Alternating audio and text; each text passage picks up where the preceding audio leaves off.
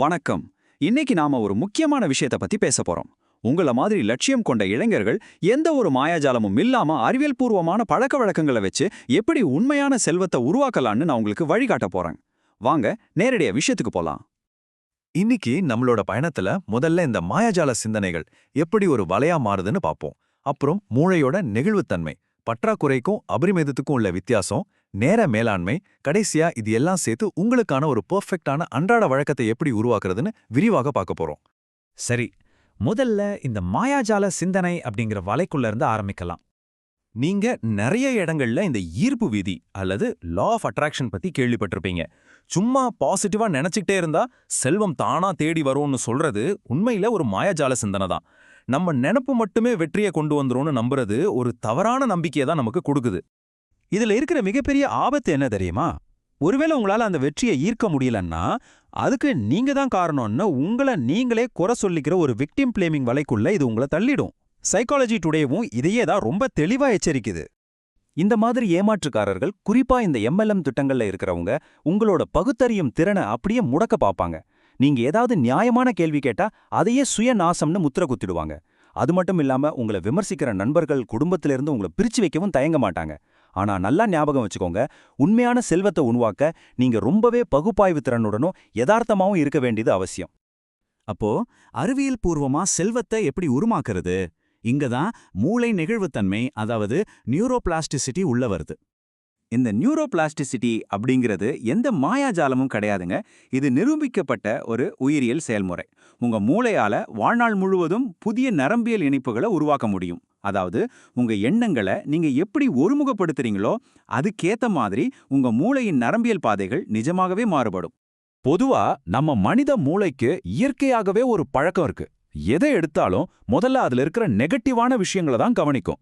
ஆனா நீங்க உள்நோக்கத்தோட தொடர்ந்து நேர்மறையான விஷயங்கள்ல கவனம் செலுத்தும் போது அந்த தடைய உங்களால முறியடிக்க முடியும். பிரச்சனைகளை விட்டுட்டு தீர்வுகளை நோக்கியும் நிதி வாய்ப்புகளை நோக்கியும் உங்க மூளை தானாகவே சிந்திக்க ஆரம்பிக்கும்.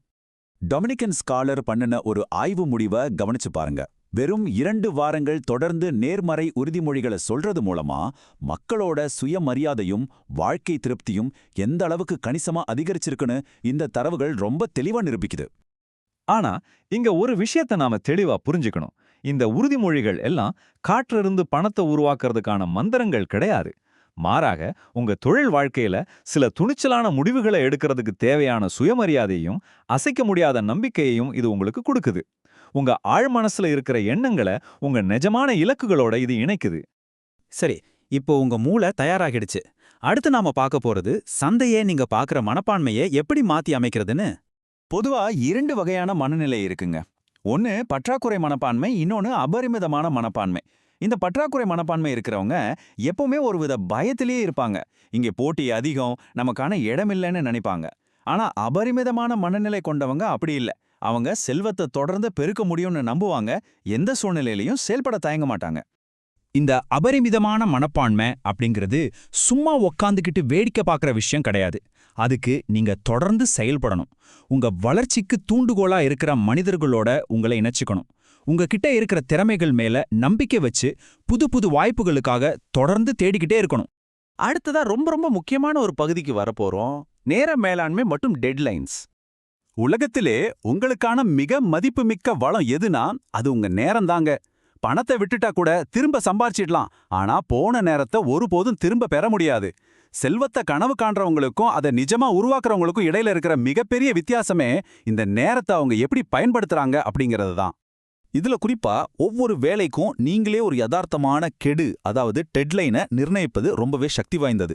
இது உங்களுக்கு ஒரு பொறுப்புணர்வை உருவாக்குது. வேலையை தள்ளி போடாம உடனே விழிப்புடன் செயல்பட உங்க மூளையை இது அப்படியே கட்டாயப்படுத்துது. இந்த விதிகள் எல்லாம் கேட்கறதுக்கு ரொம்ப சாதாரணமா தெரியலாங்க. ஆனா உண்மையில இதை தினமும் கச்சிதமா பின்பற்ற ஒழுக்கம் ரொம்ப சிலருக்கு தான் இருக்கு. உங்க நாளை முன்கூட்டியே திட்டமிடுங்க. முக்கியமான வேலைகளுக்கு மட்டும் முன்னுரிமை கொடுங்க. குறிப்பா இந்த சமூக ஊடக கவனச்சிதறல்களை தவிர்த்து உங்க நேரத்துக்கு முழுமையான மரியாதை கொடுங்க. சரி, இப்போ இது எல்லாத்தையும் சேர்த்து நீங்க நாளைக்கு காலையில இருந்தே பயன்படுத்தக்கூடிய ஒரு பிராக்டிக்கலான அன்றாட வழக்கத்தை எப்படி உருவாக்குறதுன்னு பார்ப்போம். கண்டிப்பா ஞாபகம் வச்சுக்கோங்க, செல்வம் என்னைக்கும் ஒரே ராத்திரியில வந்துராதுங்க. நீண்ட காலத்துல செல்வத்தை உருவாக்கணும்னா என்னைக்கோ ஒரு நாள் தீவிரமா உழைக்கிறத விட தினமும் தொடர்ச்சியா உழைக்கிற அந்த பழக்கம் தான் உங்களுக்கு மாபெரும் வெற்றியை தேடி தரும். இந்த சிம்பிளான 4 விஷயங்களை உங்க தினமும் ஃபாலோ பண்ணுங்க. காலையில எழுந்ததும் பாசிட்டிவான உறுதிமொழிகளோடு தொடங்குங்க. பகல்ல உங்க வேலைகளுக்கு டெட்லைன் வச்சு ஈவி இறக்கமே இல்லாம உழைங்க. இரவு தூங்க போறதுக்கு முன்னாடி அன்னைக்கு நடந்த நல்ல விஷயங்களை நினைச்சு நன்றி உணர்வோட தூங்குங்க. ஏன்னா இந்த மேற்கோள் சொல்ற மாதிரி உங்க மனப்பான்மை, பழக்க வழக்கங்கள், செயல்கள் இது மூணும் எப்போ உங்க இலக்குகளோட ஒத்து போகுதோ அப்பதான் உண்மையான செல்வம் உருவாகும். செல்வம்ங்கிறது எங்கேருந்தோ வானத்திலேருந்து குதிக்கிறது இல்லைங்க. உங்களோட சோர்வில்லாத ஒழுக்கத்தால நீங்க எப்படிப்பட்ட நபரா மாறுறீங்க அப்படிங்கிறதோட நேரடி விளைவு தான் அது. இப்போ கடைசியா உங்களை நீங்களே கேட்டுக்க வேண்டிய ஒரு முக்கியமான கேள்வி இதுதான். இன்னைக்கு உங்க அன்றாட அட்டவணையை கொஞ்சம் ஆழமா பாருங்க.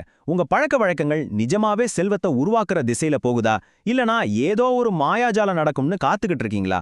நீங்க உழைப்ப கொடுக்க தயார்னா உங்களுக்கான நேரம் இதுதான். சிந்திச்சு பாருங்க.